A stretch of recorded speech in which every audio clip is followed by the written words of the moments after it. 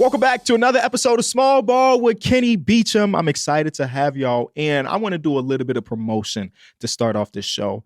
One of the reasons we left our last company is because I wanted to have full-on ownership of every piece of property that I put out. And I wanted to start a network. I wanted to have it so that the homies can have their own shows, or like their smaller podcasts or YouTube channels that we can bring onto the network and help fund them and do some great things. I want to let you know, we just launched a new show called Teed Up with Pierre Andreessen, which is my cousin. He's my co-host on the other podcast, Numbers on the Board. He just dropped an episode with Gordon Hayward as his first guest. I listened to it on the way to the studio here. Absolutely great interview. Shout out to Gordon Hayward. You know, sometimes you get a player and you don't really know how much they're going to give you in an interview. Gordon Hayward was as candid as possible. And he went through so many ups and downs in his career that it was a great listen and a great watch. So you can find that on YouTube. Find that on Spotify, wherever you get your podcast. Shout out to Pierre. For somebody with not a ton of interviewing experience, I think he's great at it. And just imagine what the show can be like when he continues to get more reps and reps and reps. Like, we had a conversation not too long ago, me and the rest of the guys, candidly, about like, what do you think you're great at in this profession, and one thing you think that you struggle with and want to get better at? And I gave Pierre a lot of flowers at like his charisma when it comes to meeting new people and meeting guests and interviewing guests. So that's why it made so much sense for him to have a show where he can bring people in, because, you know, like, okay, it's not the same level, but do you remember when Jaylen Brown told Taylor Rooks that he wanted 5 championships before he was 30, or whatever the hell the thing was? That's a couple different factors to make him say that, but the comfortability that he felt in that moment because he had a good interviewer there. I feel like Pierre does that. And I envy that, and I'm trying to get better at it, but if you want to see somebody that's top tier, Pierre is the guy. So go check out Teed Up. I also want to say right off top, I mentioned that we have a live show in San Francisco for All-Star Weekend. Sold out. Didn't even take a week. Bigger venue than when we were at All-Star, completely sold out. 2 guests, as far as I know, signed on. I can't tell you who it is just yet, but if you got your tickets, just know we appreciate you, because people wouldn't book out these venues or even think about us having a live show if y'all weren't going to show up. So again, I appreciate you as always. I try to let y'all know that as much as possible. On today's episode, I want to get back into a bag that I used to get to every single season. Last week, we found out who the All-Star starters was. There was no real surprises, even though Twitter had a problem with a couple different things. I was kind of cool with it. And we found out who the All-Star reserves are. Cool. Shout out to everybody that made it. Spoiler, I'm recording this before that even happened. So a shout out to everybody that made it. I used to do this thing called the Kenny For Real All-Stars. And what that was back in the day, if you didn't know, I have a channel named Kenny For Real that also is basketball oriented, where I just pick some of my favorite non-star players in the league and give them some flowers. Simple as that. You know, when you talk about all-stars, you usually have this criteria. It's like being a superstar is usually one, being amazing at basketball, being on a winning team, being the 1 or 2 option on a winning team. There's a lot of different factors there, but there's a lot of numbers and analytics that go into all of that. The Kenny for All-Stars is kind of just vibes. And in a world where analytics is killing the game, no, I'm talking. In a world where analytics, it seems like to be king more and more every single day, I feel like we kind of need a strictly off the vibes type of thing. One thing that I did to make this even more difficult this year than previous years, no duplicate players. So if I had you as a Kenny for All-Star 2 years ago, I'm sorry, you don't make the cut. For reference, 2 years ago, our captains or our backcourt was Alex Caruso and Derek White. Both of those guys still doing great things. I wish Alex Caruso didn't turn his ankle every time he touched the basketball court nowadays, but those are the type of players we're talking about. A lot of the cases of Kenny for All-Stars are the guys that I feel like are contributing to basketball wins that don't get the last shot at the end of the game. These are the guys that's just chasing the primary ball handler over screens. These are the guys playing great drop coverage and so on and so forth. So I just absolutely love this, and I'll give you my ballot, East and West, and I'll give you the reasons why. Starting off with the Eastern Conference, my number 1 guard when it comes to Kenny for All-Stars is Andrew Nembhard, a name that we mentioned maybe a month ago when we talked about the Indiana Pacers continuing to get better and better and better. They were on a nice little streak. And I told you how insane, it's not the reason why he's here, how insane his advanced analytics were. And though his advanced analytics and the eye test don't match up perfectly because the analytics say he is as impactful as a defender as Jokic is an offensive player, not kidding. When you watch the Indiana Pacers, you really see the defensive impact that Andrew Nembhard as the point of attack defender. And a lot of stuff that he was doing was like before Aaron Nesmith came back from his injury. Now that they're both in the lineup and both of them playing together, even though they got a win the other day without Nembhard in there, you can see his impact completely. And I think he's tasked to do a lot of different things on the Indiana Pacers defensively, where it is being at the point of attack, fighting over, going under. He's just a brilliant basketball player. And there are a few guys on his list, and one of them also is a backup here on mine, that I feel like there are a couple of different archetypes of player in basketball. Like there's a type of dude that can hold his own in space. And it doesn't matter who the player is. Obviously, every defensive player gets scored on. Think about what Jimmy Butler did to Drew Holiday a couple years ago in the playoffs. But some of these dudes do an amazing job at holding their own in space, which makes them a phenomenal defender. There are other players that become phenomenal defenders with not holding their own in space, but instead being a deflection artist or being a pick ball artist or so on and so forth. And then you have the rare cases where they're both of those things. You have the Dorts of the world. You have the Dyson Daniels of the world. You have the Herb Joneses of the world. And I think Nembhard is starting to turn into that. Now, I don't know if he'll ever get some all defensive nods, but he is one of the most important defensive players on the Indiana Pacers. And I love watching him play every single night he suits up. My second guard is going to be the sixth man of the year winner now that DeAndre Hunter is going through some stuff. And it's unfortunate for the Atlanta Hawks because Jalen Johnson being out for the season changes the dynamic of their draft pick. It changed the dynamic for the season. But I want to give a lot of love to Peyton Pritchard. And I think what makes him, again, this is strictly all vibes, what makes it so cool to see Peyton Pritchard do this is because he did it an untraditional way, right? He's a guy that 2 to 3 years ago, he would get garbage time minutes. And we had this conversation, a lot of numbers on the board, where when we were growing up, not saying that I was a bench warmer or anything, you would hear the things like, you earn your minutes in the game things. Like, okay, when I was a sophomore in high school, I was 100% the 11th man on the roster. It's just the reality of it, right? So when I did get into play, it was pretty often a fourth quarter. It was pretty often my team was down by 20 or up by 20 when Kenny Beecham takes his warm off for the first time. And coaches always say, this is where you earn your minutes. And sometimes it's capped, right? I guess it depends on your situation, but Peyton Pritchard played through that, right? When he treated every single minute that he got, whether it had been 2 minutes at the end of the game or 6 minutes because they were up by 42, and he turned himself into one of those players that, like, is crucial to a championship caliber team, right? They run practice drills that is called Stop Peyton because he is such a phenomenal offensive player at his size. And for him to come off the bench and provide this level of production, this level of volume three-point shooting, efficient three-point shooting is just super incredible. So shout out to Peyton Pritchard, continuing to watch his grind and the way he has raised himself up over the last couple of years is pretty impressive. This guy was a dude that I was almost 100% certain had been a Kenny for an All-Star before. But again, going through my notes, shout out to Google Docs because nothing ever deletes. Josh Hart has never been a Kenny for real All-Star. I feel like for me, I should be ashamed of myself because Josh Hart has been, I'm going to use this as a pun, but it wasn't really necessarily intended, the heart of the New York Knicks. He's 14 points per game, 10 rebounds as a 5'4", small 4, power forward, we're going to call him, and 6 assists per game. And if you're just watching the New York Knicks on a night in, night out basis, you understand that there's tiers to this, right? Tier number 1 is the 2 all-star starters. As far as the importance to the New York Knicks, you have Jalen Brunson, you have Karl-Anthony Towns. And going into the season, they made the trade for Mikal Bridges. At the deadline last year, they made the trade for OG Anunoby. And going into it, you would assume that those two dudes would be more important to the overall winning of this team. No, but it's really Josh Hart.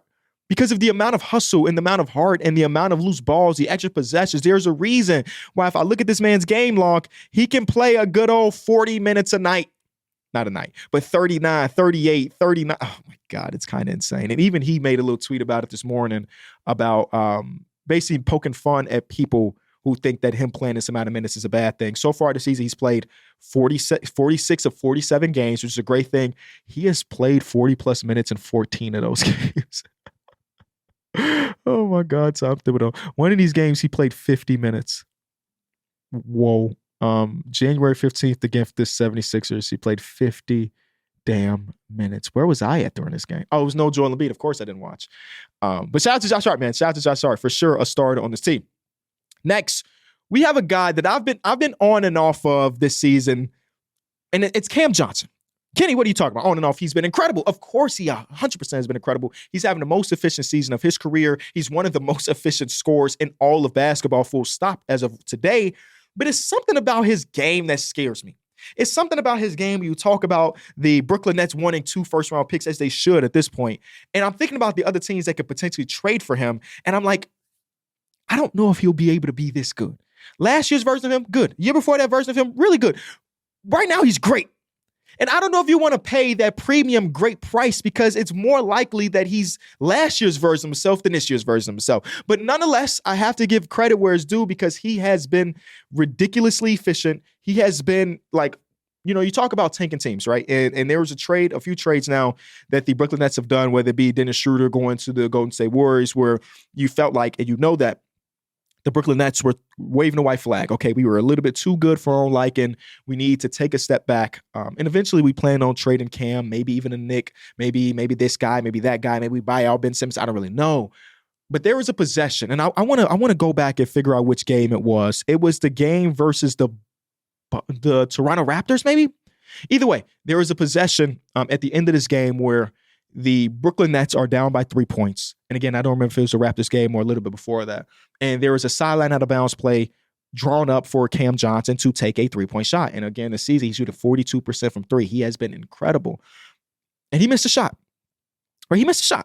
And the reaction that he had for missing that shot just shows you that, like, it's so easy for us as at home to be like, this team should be tanking. But the players care so much. And the reaction that Cam gave after missing the shot showed me everything that he is as a competitor and everything that he is as a ball player, because it wasn't only like, damn, I missed a shot. It was one of those, I am good enough to make that shot 99% of the time, and this happened to be that 1%. And I love it. And again, whoever trades for him, I'm sure they're going to be fine, but I would be hesitant with giving up the 2 first-round pick asking price. The last starter that we have, and I'm so happy that he's back in the lineup because this team could desperately use him, is Goga Badazi. Again, I never know if I'm pronouncing that name right, but for him to be able to be plug and play for basically the last 2 seasons, you need me to play? All right, I'm here. You got somebody else to play? All right, that's cool. I'm still going to be on the bench and rooting for my guys 100% of the time. He just came back. They had that double overtime loss to the Miami Heat a few nights before, when he came back, but he ended up with 10 points, 9 rebounds, and he just finds a way to slide in and play great defense. Like, he's one of those dudes that I feel like his defense will go underrated, but the Orlando Magic are just a great defensive unit, and he's a part of that, right? Like, I don't know how many different 5-man units they could put out there that won't be on a string, and Goga Batazi kind of contributes to that. He is a guy that is willing to challenge every single shot at the rim. It doesn't matter if he gets poked on 6 times in a game. That 7th time, he's still going to jump, and he's still going to try to be a deterrence at the rim, and I just love those type of players that are, like, egoless, and really just care about team success. And that is what I see in Goga Batazi. Now we go to our bench rows. And I don't know if you noticed, I'm doing a traditional NBA voting thing where it's 2 guards, 3 front court, and then I will have 2 wild cards. These we can fly through just a little bit as we talk about the bench guards. The first one is going to be Ty Jerome. Ty Jerome came to the Cavs and played a handful of games last season where he didn't even play. Like, we're talking about, 5 games, 2 minutes per game. Who would have thought that he'd be able to be this good? And earlier in the season, we were having this conversation like, is Ty Jerome one of the best value contracts that is not a rookie scale deal? Like, he signed for what feels like pennies for his overall production. If I'm looking at it right here, he's making $2.5 million this season. Last year, he signed for 2 years, 4.6. So he is just out there hooping his butt off. And the actual stats, if you care, is 11 points per game, 3 assists, 2 rebounds. He's shooting 44% from 3. And they had the game a couple nights ago where he had his career high against the 76ers. Shout out to 76ers. I see you. You tied up with the Bulls for that 10 spot. Go ahead and take it. But in that game, him and Donovan Mitchell were the only 2 people offensively that had anything going. He ended up with 8 for 8 from 3, setting his career high in total points and total made threes. And he's just been really good.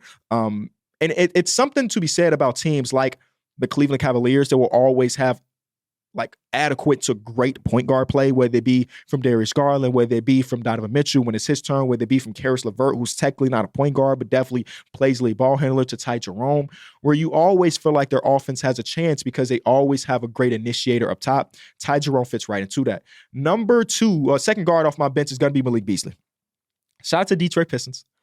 Shout out to the Indiana Pacers. I made a tweet yesterday that's like, I'm here for Pacers and Pistons rivalry, and there are so many people, oh, it's not a rivalry because we be kicking their ass every single time. I be kind of questioning what y'all be thinking. Like, I feel like you can have a rivalry even if one team is 100% more dominant or better today than the other team. Every single year that the Warriors played against the Cavs, we assumed that the Warriors are going to win. It was still a rivalry. So though as of today, the Pacers are the better team, and I think the Pacers are 3-0 against them this season, every single one of these games are super chippy. Every single one of these games have had an ejection. Every single one of these games have had multiple scuffles. That is a rivalry regardless of what the overall box score says at the end of the day. These two teams do not like each other. I think it's good for basketball. Getting back to it though, Malik Beasley. And I think the main reason why Malik Beasley is here because Cade Cunningham just desperately needed shooting for the entirety of his career, and Malik Beasley provides that. Like, who was the second best player on the Detroit Pistons? On a day-to-day basis, it changes. We had a stretch where Jalen Duren looked amazing, and then he went back to being the player that the version of him that I dislike. Sometimes it is Tobias Harris, but Tobias Harris just went through a stretch where he was averaging 4 points per game. And the other times it's Malik Beasley because he absolutely cannot miss. And you think about the spacing that he provides for Cade Cunningham, that is why he is on this list, because every single season, Malik Beasley has been a plus 3-point shooter. I mean, we could just go through his entire career. 38% shooter from three. And this season, he's 40%. Last year, he's 41%. He had the 1 year between the Lakers and the Jazz, which was a down year for him where he shot 35%. But every single other year, especially if you get rid of that first year where he only played 20 games, he's been 38 to 42% from three. And right now, he's averaging 16 points per game. He's been phenomenal for them, and I wanted to give him his flowers. Off the bench, when it comes to the front court, we have Gershon Yabusele. There's some rumors that a lot of teams might be interested in Gershon Yabusele, right? Because the 76ers might not be going anywhere, but then they started to win some games, and maybe they will go somewhere. Gershon being able to translate is huge, right? You see a lot of people that come over from the EuroLeague, and hell, could be a EuroLeague MVP, and it's just not stick. There's just not something about the game just doesn't translate across leagues. And I think that's fair. That doesn't mean that Sasa Vezenkov is not a good hooper because we saw him just have 40 points on 3 dribbles like 2 weeks ago. It's something about translating the game over to the NBA. And maybe because Gershon started off here, he was more well-adjusted to come back and stick. But him shooting as good as he did over the last 3 years in the EuroLeague, the question was, can he translate that to the NBA? The answer has been absolutely yes. Danton Bear cares about winning, and he's been phenomenal at that as well. Our last 2 forward spots before we get into wild cards is Dean Wade. Dean Wade is like a guy that can fill a lot of different roles on a team. He can be the Giannis defender for what it's worth. It's not like he's going to stop Giannis, but he can be the Giannis defender. He can play 4. He can play 3. He can hit shots. He swings the ball. He's lit like the perfect player for what the Cavs are trying to do as a role player. And I just value that type of thing. And I'm noticing there's a lot of Cavs here. Either way, also a lot of Indiana Pacers because I have Aaron Nesmith on this. Sorry, Aaron Nesmith. When he got back into the lineup, I mean, at one point he was shooting 50% from 3. Is that still holding up? Ooh, let's see. Is Nesmith still shooting 50% from 3? Ooh, I'm going to say no, and I would be wrong. He is still shooting 50% from 3. Now, granted, he's only played 10 games this year, right? In those 10 games, he's been phenomenal. Again, another guy that you trust guarding, but now he is guarding the bigger wings, and he is still a smaller wing, right? Like when you see him guard a Tatum or a Brown, he is still smaller than those dudes, but he is their best option there, and I think he's a competitor. And I just remember the Brogdon trade and the Bleacher Report article or the meme that was like, this is what the Pacers got back for Malcolm Brogdon, and to see Nesmith come in and just be able to be this player. Again, it's only a 10-game sample size, but those 10 games has been incredible. I'm happy that he's back. Lastly, we get to our 2 wild card spots. The first one, I had to get a Bull in here, is going to be Lonzo Ball. I genuinely just think Lonzo Ball contributes to winning basketball. I think that has been the case for the majority of his career, and it's still being the case here in Chicago. I don't know how valuable he will be on the market potentially, but he's just a fun player to watch. You could tell he cares about winning. You could tell he keeps his teammates accountable. There's been a few times throughout this year. It happened again yesterday, actually, against the Boston Celtics, where he threw the ball down to Jalen Smith, and instead of Jalen Smith having a little layup over, it might have been, no, it wasn't Derek White. It might have been Drew Holiday down there. Jalen Smith swung it to the corner, and Lonzo Ball looked at him like, go up with that. And then there was a timeout, and you saw him go right back to Jalen Smith and say, like, talking through these things. And I really love that level of leadership from Lonzo. And who knows what's going to happen, man? Who knows what's going to happen with him as far as his tenure with the Bulls. And lastly, is going to be a guy who I'm surprised also was not on my list before. It's going to be Dyson Daniels. And the reason he's a wild card, because I feel like everybody in the world has experienced the Dyson Daniels thing. He's leading the league in deflection. He might set the record for deflections in the season and so on and so forth. So he's a wild card because he's not as much of a hidden gem as some of these other dudes. As always, it's a conversation, though. You let me know. That's my Eastern Conference. Who on your favorite team you think fits the criteria of a Kenny for real all-star?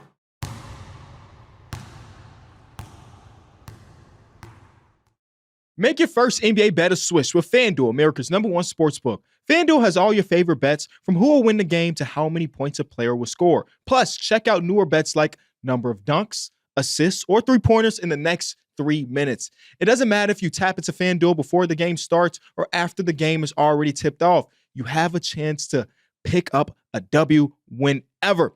And now is the perfect time to get into the action, because right now new customers can bet $5 and get $200 in bonus bets if your first bet wins. Just visit FanDuel.com/Kenny for your chance to score $200 in bonus bets. Have a ball betting ball with FanDuel, official sportsbook partner of the NBA. Before we get to our Western Conference, I want to tell you about a profit boost token with FanDuel. Now, all you got to do is look at these Friday night slate, right? You got a lot of great games Friday. Put together the same game parlay. You get 30% extra payout if it wins. I'm thinking about it like this. We got some good games, right? One game that I'm really looking forward to is the Bucks versus Spurs. I will personally be putting together my own same game parlay that you can tag along if you want to with FanDuel Sportsbook, even though I ain't been on a hot streak recently, but you never really know. You never really know when you're going to get hot. You can tail that, or you can cook up your own. Just remember that is a 30% profit boost token. I'm thinking about Wemby versus Giannis. Chris Middleton has had one game where he dropped 20, then the other game he dropped 0. I don't know what the line is going to be like, but it has to be somewhere in the middle. Maybe I'm interested in that. I still got to wait to see what the lines are at, but I know for sure I'm taking something Wemby related, whether it be stocks, whether it be rebounds, whether it be just total points. You know Wemby's going to give you a performance. And I'm also looking at Devin Vassell, who's been hooping as of recently. But you have to tune in to the FanDuel to see what my ticket look like, or put together your own. Again, a 30% extra payout on a winning wager Friday slate. Let's get to the Western Conference. Now, I might be breaking my own rule here with a couple of these players, right? In my mind, these are the guys that will not be making all-star appearances. Well, my first guard has a legitimate case to be an all-star. And as you're watching this, he might have already been named an all-star. Norman Powell. Norman Powell got memed out of this world. You saw Paul George go to another team. You saw Russell Westbrook go to another team. And Norman Powell said, hey, this is going to be addition by subtraction. And it's not the first time we've heard an NBA player say something similar to that. And a lot of the times it's not really the case. I am very open about me being completely wrong about the Clippers going into the season. They've been one of the coolest stories this year. They've been so much better than I could have ever anticipated, because I didn't goddamn believe the addition by subtraction from Norman Powell. This season, he has 24 points per game, 3.5 rebounds, 2 assists, 49% from the field, 43% from three. And like, he's taken some really difficult shots. He just is. Of course, he's going to get the open ones because, you know, you got James Harden as an orchestrator and all of those things. But I do believe that the level of shot making from Norman Powell this season has been one of the best in all of basketball. So he's a guy that legitimately has an all-star case. I wanted to put him here just in case he does not make the all-star game, because he's been a super fun watch, an experience I didn't think was going to hold up. Like, we talk about the first month of the season, and like, yeah, players start off hot all the time. They do all the time. Well, he ain't going to be able to do that. No. He has been able to do that and more. And he's always been a great shooter, right? I think the volume has just always been a question. The highest amount of shots he's taken in a game per season was in 2011, 2012, where he was a part of the Portland Trailblazers, where he took 13. Hella efficient there as well. But now that 13 is now turning into 17, and he is just as efficient as before. So I just want to give him all the credit in the world from kind of looking at that and hoping this team stay afloat. And now that Y is back, who the hell knows? The next guy is Isaiah Joe. I always love Isaiah Joe. I think last time I did this, Aaron Wiggins was my Kenny for All-Star, and I hadn't given Isaiah Joe that love. So it's Isaiah Joe, man. It's something about players that know their role and do it great. Isaiah Joe is a no mistakes type of player. I mean, of course, there's being hyperbolic because you will get a turnover, you will get a reach-in foul. But like on a day-to-day basis, he's one of those guys that very rarely makes mistakes, and he understands what his team is asking of him on a night-to-night basis. And I feel like when you have a team like the OKC Thunder with a superstar player, maybe the MVP of the league, and two other guys, and Chet Holmgren and J-Dub, who would normally be in all-star conversations, those exterior players, so those role players are super important, and they have to understand what their role is. And Isaiah Joe does that to the fullest. My first front court spot for the Western Conference, maybe this is cheating again, God damn it, is Big Zoo, man. It's Big Zoo. if you watch the other show, it's been memes about Zubac all around. One of my co-hosts wasn't a fan of him coming into the season. I told him, chill out. Zubac's nice, but he's also been 100 times better than even I thought. And I was a guy that was saying that he was pretty good, right? He's had a matchup against Victor Wembanyama in 2020. I thought he got a pretty bad whistle that game. That was just me from my optics. But I think he is just one of those guys that really cares, again, about winning, sets hard screens. I think his hands have got better throughout the course of his career. I think his defense is extremely, extremely underrated. When you think about them having the best defense in the league, you can't do that if your back line of defense is not good to elite. And I think Zubac is teetering that line, but it's just maybe getting a little bit under notice across the league. So I want to give him his flowers. Next guy is maybe my favorite role player in basketball, and it's PJ Washington. Specifically when it's the full team. I just feel like he does so many things that won't pop up on the stat sheet. Occasionally we'll see him go out for a 20 to 25, depending on who's available and who's not. But I've just seen him shut the faucet off on some really good players this season. Not completely, but like instead of it being a full flow, it's just trickling out of that faucet. And PJ Washington has been just a guy that can do that. And it is something. You think about what Jaren Jackson Jr. did now. This is about to be a real tangent. What Jaren Jackson Jr. did last season, where it was a down year for them, but he got so many reps as the primary creator. He's got reps that get into the basket. He's got reps of shooting. He's got reps all around the court. I somewhat be thinking about this Dallas Mavericks thing where they've had injury after injury. Kyrie with the back injury, and then Luka with his injury. Maxi Kleber's out. Dante Exum. Like the list goes on and on and on. And I wonder, could it overall be beneficial to the growth of a guy like Daniel Gafford or a guy like PJ Washington or a guy like Najee Marshall, who haven't really been tasked to be this potent offensively, but because they're missing their super duper star, their MVP candidate, that their role is just increased. And I'm thinking about that because Luka will be back somewhat soon. I read a report that he took a shot at halftime and he ran back or jogged back to the locker room after. He's jogging? Pretty good. He should be back relatively soon. So maybe these extra reps that PJ Washington is getting can overall be beneficial. Now, obviously, they're not winning a ton of games. That's the downside of it all, because who's going to win games if Luka Doncic is not on the team and playing? But I just look at it that way. My next front court player in the start, and my last start, is Trey Murphy III. This is maybe cheating. All right, I said I wasn't going to have any duplicates. Trey Murphy III was a Kenny for All-Star his rookie season. That was a long time ago. And I did just want to shed some light on how great of a player he has been, where you're watching, he's always going to be a great shooter, right? That was always the thing. Trey Murphy III, he got the third in his name because he had a lot of threes. There's a meme now, I remember when he was a rookie. But we're seeing him put the ball on the floor and create for himself way more this year than last year. And you think about how putrid that Pelicans team has been when they had all of these injuries. I think that, again, these reps that Trey is getting is going to overall be beneficial. They did have that game. This is maybe 3 weeks ago now, but it's the first one that comes to mind when they played against the Boston Celtics and Trey Murphy had maybe 30 and he didn't touch the ball for the last 3 minutes. And I was so pissed off. And that's because that's how good of a player he was, that he deserved to get more touches in that game. And I've always been like, shout out to Brandon Ingram, phenomenal basketball player, but I've been team Trey Murphy III for his fit with Zion more than Brandon Ingram. And now that Brandon Ingram is always dealing with his injury and stuff, you're seeing some of that. And they've been winning a few games here or there. Now that they're slowly getting back into things, or at least, I'm sorry, they were winning some things. And then they went back on a little skid. But I think at one point they were on a little 5-game win streak, 6-game win streak. But since then, they've been skidding. Now we get to our bench. Keon Ellis. Could not for the life of me figure out why the hell Mike Brown was not playing Keon Ellis earlier in the season. But since then, he's been getting all the minutes in the world. He's a deflections king as well. He's one of those guys that I mentioned earlier that can hold his own in space, but also can pick a pocket, can also play the lanes. He is an all energy, all the time type of dude, and he is as good of a three-point shooter as advertised. Next, we got Christian Brown.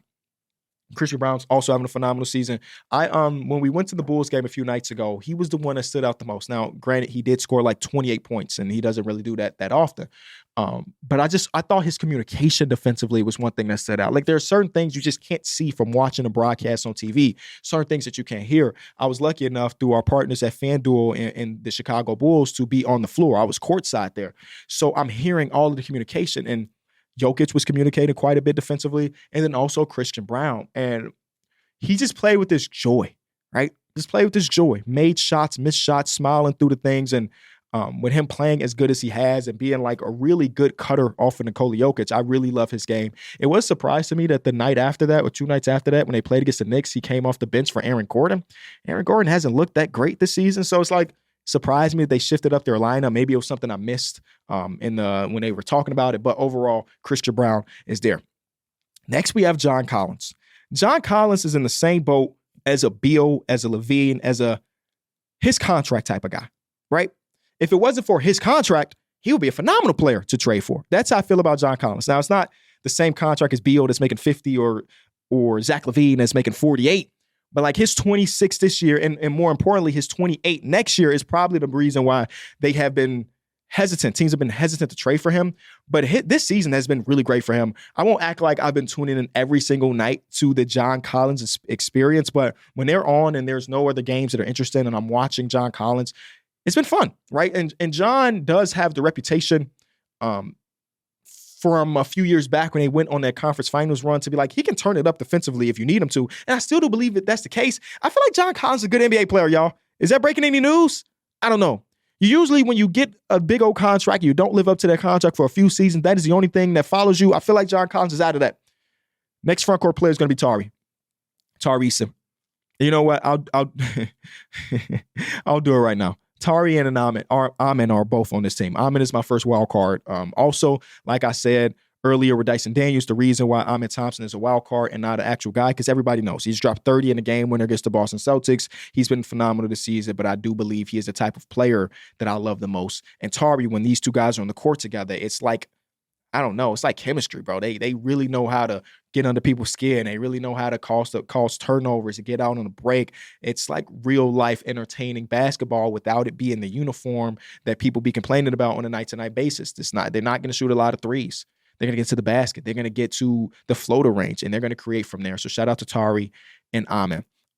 My last forward is going to be Toumani Camara. Toumani Camara is just one of those guys that will probably be underrated and underappreciated for the next 3 years, because who the hell knows what the Portland Trail Blazers are going to do or how they're going to look. But I do believe that as soon as they start to get that talent in that door, as soon as they start to win some games, the world will recognize how good of a defensive player Toumani Camara really is. And he was a second-round player that was thrown into a trade. I don't know if anybody a part of that trade either front office knew what the hell Toumani Camara was going to turn into. And he's shooting about league average from three. He's not a respected three-point shooter just yet, but the fact that he can provide you 35% from three is pretty impressive. It's really the defensive impact that you see on a night-to-night basis. And sometimes I like the guys, and there's a fine line between us.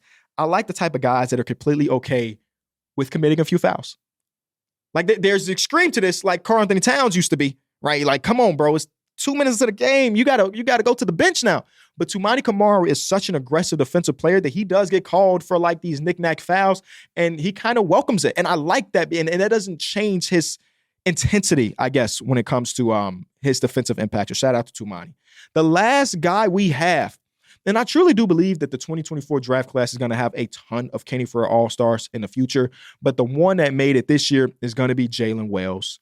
Him being able to sit his head on the chest of your favorite player and guard him that way is pretty damn impressive as a second-round rookie. He's one of my guys. We interviewed a guy on the team, Christian. If you watch the other show, you're probably familiar with Christian. Christian, when we were in the interview process, you know, to work at Enjoy Basketball, baby, you gotta work the brand. You gotta be a part of the brand. So I asked him, like, who's your favorite NBA player? And he say, I don't really watch a lot of NBA. Red flag, right? He said, I love college basketball. And my favorite NBA player hasn't played a single second yet, but look out for Jalen Wells on the Memphis Grizzlies. Huh. All right, bet. The resume, he was great. He's a great guy. I mean, we hired him. And then I got to watch Jalen Wells on the Memphis Grizzlies. I said, oh my God, Christian, are you an A1 scout? Who is in the 2025 draft class that my Bulls should be looking at for the second round? So shout out to my boy Christian. Those are the Kenny Farrell All-Stars for the 2025 season. We'll see what changes for 2026. You let me know who I missed from your favorite team.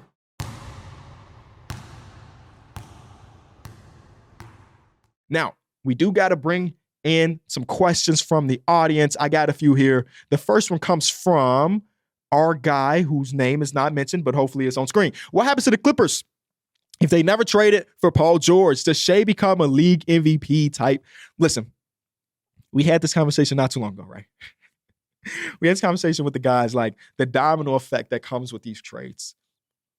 I know Doc Rivers, I know Lou Williams have both said over the last 2 years, we saw it in Shea.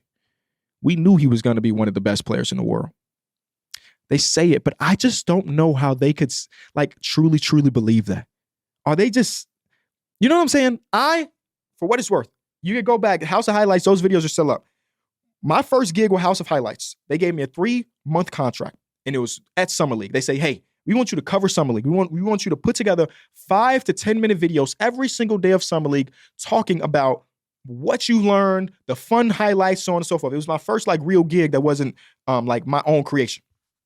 And that was the year that Shai Gilgeous-Alexander was a rookie. The first video on that series, I said, I am in love with this guy, Shai Gilgeous-Alexander, after watching him play one game, mind you. And even me, who just fell in love with him that day, had no idea that this man was about to be an MVP. At the most, I thought he was about to be just a really good point guard. I didn't even think about all-star upside. I didn't think that he was going to be an MVP, right? So the question is, if he doesn't go to OKC, do we think he still makes that type of leap?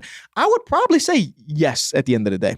Of course, situation does matter. You do have to give credit to the surrounding people in OKC, from Sam Presti, from plunking him in that trade, or he also gives himself gives him credit to Chris Paul. Chris Paul will get the credit for him being an MVP, damn it.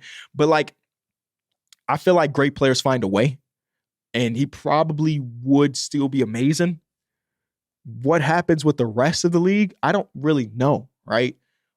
If no Shea is on OKC, that means no J-Dub is on OKC because J-Dub is a part of this trade too. The whole landscape changes dramatically. And this is from a super trade. Some of the small trades in NBA hoops change the whole landscape. But I do believe that Shea might have just had the dog in him. And he might have been a superstar regardless. The next one comes from the real Evan Hale. I think I've answered one of your questions before. That name sounds super familiar. Hypothetically, which bottom feeder team has the building blocks to be a perennial playoff team, but hasn't yet because of issues such as role players, roster constructions, injuries, etc.? My question is, what do we consider a bottom feeder, right? I mean, you could say literally the Utah Jazz, bottom feeder. The Pelicans are just a half a game above them, so technically bottom feeder. But do we count teams like the Trailblazers? Do we count teams like the Raptors? Because I think the Raptors is this answer. Currently, the Raptors on a 5-game win streak, and their top 3 players, the guys that they paid all their money to, have only played, last time I checked, 80 minutes together. So I think they have the infrastructure to be a playoff team on a year-to-year basis. All these other teams, like the Nets, are too far away. I don't even think they really started their rebuild. The Charlotte Hornets, too far away. I was buying in on all of the stock in them this year too early. The Wizards, no. I guess it depends on what they get in this year's draft. The Jazz, no. I think they're really starting their rebuild now. So, like, I think of all the people that could potentially be in this conversation, it has to be the Raptors, because though they came into the season with this being a bridge year in mind, I don't think they anticipated it being this bad with their injuries, right? Where as soon as you get Emmanuel quickly back, someone else goes out of injury. Now RJ's out of injury. Now Scotty got hit in the face and he's got to wear a mask. I guess my answer to this is 100% going to be the Raptors, but I don't even know if they fit your criteria as a bottom feeder. Maybe they do. They're on the outside looking in as today. The last written question I have is from Robert S45430-551. Did I read that right? Y'all know them numbers be kicking my ass. If you're the Kings and you trade De'Aaron Fox, do you fully commit to the rebuild, or do you just stick it out with what you got and give back solid young assets, Vassell, Sohan, for example? Since this De'Aaron Fox thing has broke, it has been the only thing that has been on my mind basketball related, because I already made a video about it, so I'm not going to rehash some of the stuff I talked about in the video, but even since then, my thought process has shifted quite a bit. If you didn't know, De'Aaron Fox has not formally requested a trade, but I guess Rich Paul has put a little bit of pressure on the front office to say, hey, it might be in your best interest to shop me around, because in 2026, I want to play for the Spurs. Cool. And it's been rumored that they want solid contributing players right now in draft capital, which makes sense. But you start to think about the other teams across basketball who could provide those type of things. And should you care from both sides? Should the team traded for him care that he said he wanted to go to the Spurs? Should the Sacramento Kings care that he said he wants to go to the Spurs? Because in my mind, there are only a few teams that really make sense as far as acquiring De'Aaron Fox. That is the Miami Heat. That is the Orlando Magic, kind of. That is the Houston Rockets, who I'm a little iffy about, but I kind of understand if they want to get into it. All reports say they're not into it. But and then you got the Spurs, right? So if you look at those teams and you think about what they could potentially give you in the trade, like there are a lot of people right now on Spurs Twitter that are arguing or having a conversation like, if we do trade for De'Aaron Fox, is it worth trading Jeremy? Is it worth trading Devin? Is it worth trading Stephon if this man has not publicly said, but all the rumors show that in 2026 he want to come here anyway? Do we want to uproot some of our young foundational pieces to get a guy that told you that he want to come here in just a year and a half anyway? Do we want to give up guys that we've been developing where Jeremy Sohan was a point guard and now he's playing backup center? Do we want to give up that level of progression in order to get De'Aaron if he said he want to be here anyway? If you're the Miami Heat and you see that De'Aaron Fox wants to go to the Spurs, do you try to plunk him away in hopes that you can change his mind, his perspective, and have him resign? To get back to your original question, what do the Kings do? I like the idea of them getting draft capital and getting pieces that can help them right now. We know that even with De'Aaron Fox, there is a hard ceiling on how good this team can be. This team, as fully healthy, currently constructed, is a playoff team. If you trade away De'Aaron Fox, in theory, you get worse there, but I still believe they're a playoff quality team. I mean, they have a few wins this season where De'Aaron Fox is not in the lineup. There's some advanced stats to say that, you know, of course, De'Aaron Fox is amazing. I don't want to discredit him in any way, but not having De'Aaron Fox might not be the end of it all because of Domantas Sabonis as a system, Domantas Sabonis as the primary facilitator and the primary initiator. He can kind of work with a Malik Monk. He can kind of work with whatever player we get back in this hypothetical trade. And I think about it like this. Okay, obviously, Kenny, if you make that trade, you just bring in those players. Let's say it is, for this conversation, it is Jeremy because the Sacramento Kings desperately need big forwards. Let's say it is Jeremy and some other pieces here or there. Well, that don't really do anything. Because even if you're making the argument that Sabonis is a system, they still have a hard ceiling. But then you think about the capital, the draft capital. At the end of the day, when you are a team like the Kings, or you are a team like the Thunder, or you are a team like the Rockets, and all of these teams that own their own draft capital, you're waiting for the moment where the right player is available. So if we can stay afloat without De'Aaron Fox for the next 2 seasons, and hypothetically the guy that we think is the bridge, the guy that we believe can be the guy becomes available, that's when we put all our chips on the table and say, hey, we got our own first-round picks, but we also got 3 from the Spurs, or we got 2 from this team. We got this and we got that. I think there can be value in building from the middle. That's all. I don't think you always have to tear it down to the studs. Because though this is a new regime, this is McNair in there instead of some of the other guys, drafting is just a hard thing to do, man. It just really is. And if you break it down to the studs, you say, hey, we the Kings, we had 14 first-round picks for all of the players. I'm just making some stuff up. Do you really believe that they're going to hit on these draft picks to bring things back to greatness in 5 to 7 years? I just struggle with that. So I'm okay with the idea of building from the middle. And if you don't have to worry about your own draft picks being lottery picks, that maybe you have a year that the team you traded for picks are bad and now you draft that guy. If you think about the Spurs having the Atlanta Hawks pick, and the Atlanta Hawks in theory should be worse for the rest of the season without Jalen Johnson, I'm just interested in that. That is, as of today, a top 10 pick. And this draft class is supposed to be a good one. I don't know if you get in the superstar player at 8, but nobody ever thinks they're getting a superstar player at 8, and then you do. So I do believe that building from within, building from the inside out could be beneficial from the Sacramento Kings. Thank you for the question. What if Curry had never fully recovered from his ankle injuries? Would the three-point shot still be as important as it is today? Would someone else have taken his role and revolutionized the sport? Or would we be kind of still evolving? Yeah. By the way, love the pod. Thank you. Your voice reminds me. I listened to this audiobook. Project Hail Mary. I read the book and then I listened to the book. Your voice reminds me of one of the characters in Project Hail Mary, and for the life of me, I can't figure out which character it is, but I like it. What happens if? Woo, that's something, ain't it? Do we still see that three-point revolution? I would say yes, but I don't know if it would have peaked as much as it has peaked right now. Does that make sense? Because if you look at the numbers during Steph Curry's era, because again, if he's still going through ankle injuries, he's still performing. He's just not a 70-game-a-year player. He probably just doesn't blossom into a superstar. But the numbers were already climbing early in Curry's career. It just so happened Curry hit at the right time to make it explode to like everybody wants to shoot threes now. So I do believe that we would see some type of progression there. Maybe it's just not now where, teams are taking 52% of their shots from three. I don't know if we get there by 2025, but that's a really interesting thing because Steph Curry's ankles are one of the biggest domino effects of all of basketball history, right? You think about the era that the Warriors dominated. One of the reasons why they were able to dominate that era is because Steph Curry signed that smaller contract because we didn't know exactly. They wanted to play it safe. And because he was still in that smaller contract is the reason why they had the money, including with the CBA jump, that they had the money to go get Kevin Durant to get those extra two. So his ankles, as stupid as it sounds for Steph Curry himself, his ankles being made out of glass for the first 4 years of his career is kind of a blessing in disguise because it helped him and his team continue to progress.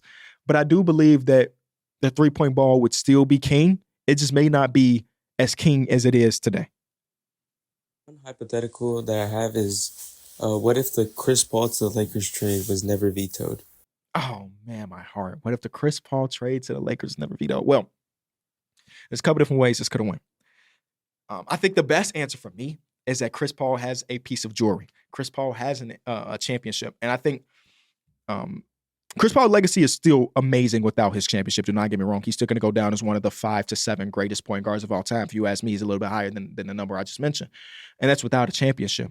But if you saw what type of player he was before that trade got vetoed and you think about pairing him alongside Kobe being Bryant, there's no way in my mind that team doesn't work out to at least get a championship. Now, there are a lot of different factors, right? I'm sure before Kawhi Leonard got traded to the Clippers, I thought there was no place in mind where the Clippers don't win at least one. So, it's basketball at the end of the day. Things happen. But in my mind, there's still a championship there for Chris Paul to be won. And I think that changes the way people think about Chris Paul, right? They're going to be talking about Chris Paul. I truly do believe that Chris Paul is an amazing playoff performer. But even with his amazing playoff performances, there are a few games in there that are absolute stinkers. There are a few games in there that completely shift the absolute visual or the way people look at Chris Paul as a playoff performer. But the numbers say he's one of the best performers of all time at the point guard position. And if you have a championship, then there's no dispute on that. But because he doesn't have a championship and his team has blown 3-1 lead, and because he has had a game where he gave them absolutely nothing in a closeout, then nobody cares about the game when you hit the game winner over the Spurs. Nobody cares about you shooting perfect from the field in a closeout game. Nobody cares about that type of thing because you do have the stinker that led to nothing. So I do believe there's another championship. The Lob City era obviously doesn't exist. Blake Griffin is still a rookie now. I don't know what happens with Blake Griffin if no Chris Paul is there. He's still amazing. Don't get me wrong, because he was already, as a rookie, he was amazing without Chris. But I'm just thinking about his progression as a hooper and the years of Lob City is completely not gone. I guess it's Bled, right? It's Bled and it's Aminu and it's Eric Gordon in those spots. I wish the trade did happen, but you know the story about why it was vetoed and stuff. And I can't even say that they were wrong in vetoing it, but I appreciate the question.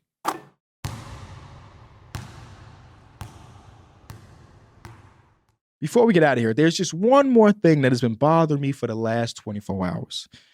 There was an interview that Adam Silver was on, and basically he threw out the idea or talked about internal conversations about changing the length of the quarters for the NBA. He mentioned that across other basketball leagues, nobody else is playing 12-minute quarters outside of the NBA. And his main reasoning behind it, he was talking about the TV product, right? Other leagues, the Euro League and in the W, they have a 2-hour slot while the NBA has a 2.5-hour slot. And it's just a little bit more difficult for the extra 30 minutes for the normal NBA fan to stay tuned in. Cool. I will say right now, I love 12-minute quarters, but hypothetically, if it does change to 10, so be it. I think the rationalization behind changing it to 10 is mind-blowing to me from Adam Silver, because he wants to shorten the time. He wants to shorten the TV spot, which is, I like that idea. Hell, nobody wants to sit down for 2.5 hours to watch basketball because a lot is not. There are so many other ways we can save time in an NBA broadcast. Are you kidding me? I think that's the root of the problem. It's not the extra 2 minutes per quarter. It's the excessive reviewing.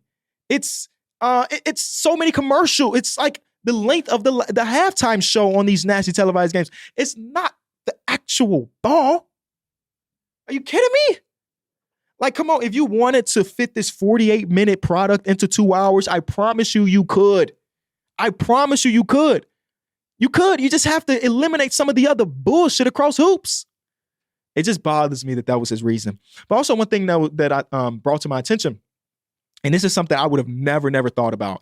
And I wish I had the tweet, because it really made me think. If you really cut down to 10-minute quarters, and listen, I'm gonna remember to put the tweet in the comments or in the description, because I really would love to give credit to this idea, because it's not an idea from me. If you cut the game to 10-minute quarters, it practically eliminates role player importance. Think about it. The best player in ball are pretty much playing, as of today, 34 minutes per, 33. If you play for Tom Thibodeau, you're already playing a full 40. So that eliminates the middleman. It just does. And I hate that idea. There would be no Kenny for All-Stars. There's 40-minute quarters. How about that? Some of these dudes, the Ty Jeromes of the world, the Dean Wades of the world, they wouldn't have this opportunity to turn into who they are as players. The Peyton Pritchard of the world, he doesn't exist in the NBA if we don't have these extra minutes for them to do the part that they're doing. Because now there's no reason to run a 10-man rotation. You just run a 7. You run a 7-man rotation every single night. And you can fill up 40 minutes. But that extra 8 minutes per game makes it, though, that player 8 and player 9 and maybe even player 10 has an opportunity to show the shit that they have. It changed the league quite a bit, Adam. And I would hope you reconsider. Again, if you do it, I'm not going to come up here and say I'm boycotting the NBA. Fucking love the product. But it's just something to think about. You let me know what you think. And again, I wish I had this tweet. If you enjoyed this episode of Small Ball with Kenny Beecham, be sure to leave it a like. Again, tune in to Teed Up with Pierre Andreessen. Would really love to see what y'all think about the show, because I think it's phenomenal. As always, I'll see y'all next week. And next week, it's a trade deadline. Whew! Hey, I can't wait to talk about all 17 trades that happen at the deadline, because that's the amount I'm hoping for. It's probably going to be like 7. But regardless, I'm here for it, and hopefully you will be there for it too. I'll see y'all next week.